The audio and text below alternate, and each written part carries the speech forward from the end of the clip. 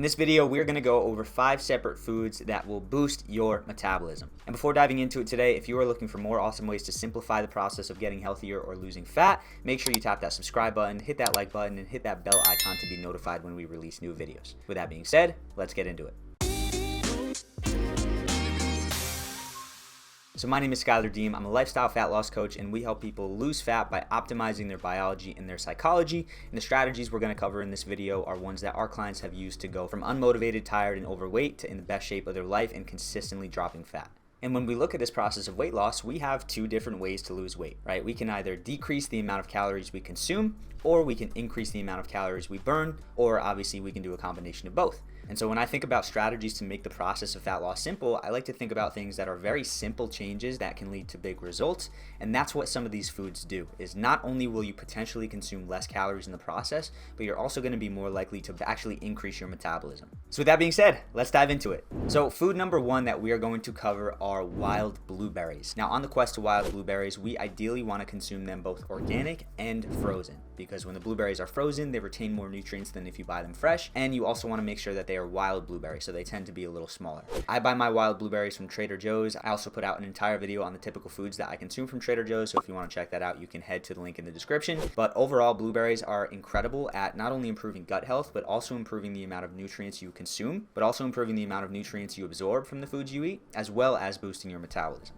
Along with that, these blueberries have actually been shown to reduce insulin resistance, which is huge whether you're diabetic or even pre-diabetic. And to make things even better, these are also heart healthy as well. And so these blueberries I'm having on a pretty consistent basis. You can throw them in yogurt, oats, smoothies. I top them on my pancakes. Really anywhere that you can fit some type of berry is going to be an awesome opportunity to throw these in. Food number 2 are almonds.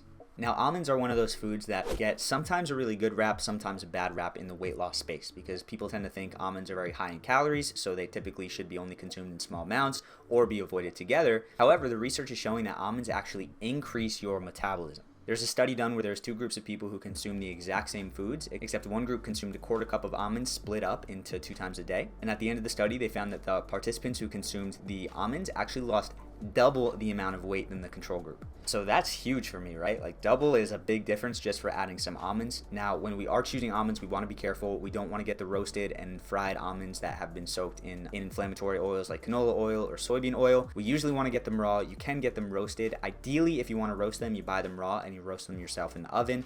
Or a potentially other good swap you could make is if you consume a lot of peanut butter, you could just go for a natural almond butter.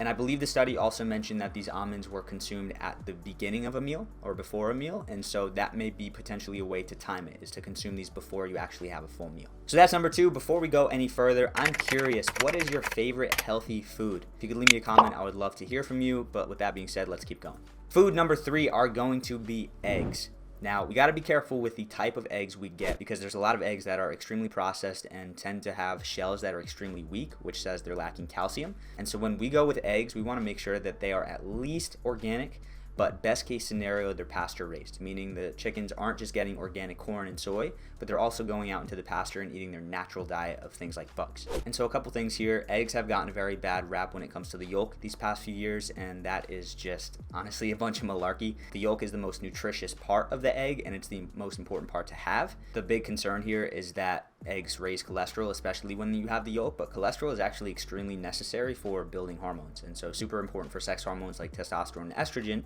which, if they are regulated, can help improve metabolism more than if they're a little bit off kilter. Along with that, these hormones also allow you to maintain and improve the level of brown fat in your body, and if you're curious what that is, we did an entire video on that there, which you can find in the description of this video. But brown fat actually helps you improve the level of burning other fats in the body, and so the more brown fat you have, the more fat you tend to burn.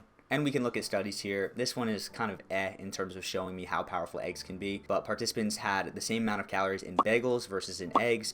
And of course, you guessed it, the people who had the eggs were fuller for longer and tended to lose more weight. So that's food number 3. Food number 4 is going to be wild caught fish. Now, when we go with fish, we want to make sure that it's wild caught, because farm-raised fish tends to be raised on farms where they're fed corn, they're fed soy, and they're not fed their natural diet of either smaller fish or algae. And so the wild caught fish tend to be very, very high in a healthy fat called omega-3, which they get from the smaller fish, which get it from the algae. And the farm-raised fish tend to barely have any omega-3 in them at all. So far, as much as the salmon actually comes out gray, and most manufacturers will dye it pink to give it that natural salmon look. And so when we look at this, there's a study out there done where 2 participants consumed the same thing, except one consumed fish and one didn't. And the participants that consumed fish lost 2 or more pounds in 4 weeks of time. And that's literally just from one swap, which is really, really incredible. Along with that, fatty fish can suppress the growth of body fat within the body. There's a ton of micronutrients in them, and they're high in an omega-7, which actually increases weight loss in general. And so when you're looking for fat, you really want to go with the high-fat fish, so the sea bass, the mackerel, the salmon. Sardines are great. I know they don't usually tend to taste the best, but I have cases of sardines, and I'll season them, and I have them as a snack throughout the day.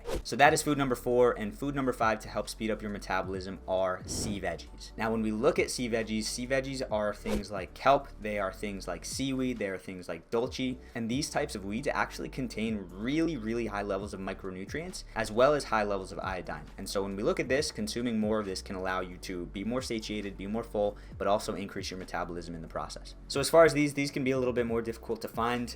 Personally, I use dulce as a seasoning. It's a very salt-like seasoning, or you can go out there and you can buy seaweed and you can buy kelp. You can even buy these things in a vitamin format, whether it's in a pill or a liquid. Just be cautious if you do buy things like seaweed that you would keep an eye out for inflammatory oils like canola oil, soybean oil, sunflower oil, or anything else. So those are our 5 foods. Now again, this isn't about just dropping everything that you normally eat and just eating these things, right? If we're looking for a simplified way to keep things sustainable, just start to look about how you can include some of these things into your normal diet. Maybe just have fish for 1 or 2 more dinners a week. Maybe swap out any nuts you currently have for almonds. Figure out some ways to just get smart and intentional about this, because those small shifts are what are going to make the biggest difference over time. It's not those huge leaps. And if you're intrigued by what we're teaching here and you're interested in learning about our system for simplified fat loss, check the link in the description of this video. We got a free training for you there that lays out our process and why I believe it's way more effective than counting calories or any other restrictive diets. But with that being said, of course, make sure to subscribe to the channel, click that bell icon to be notified when we release new videos,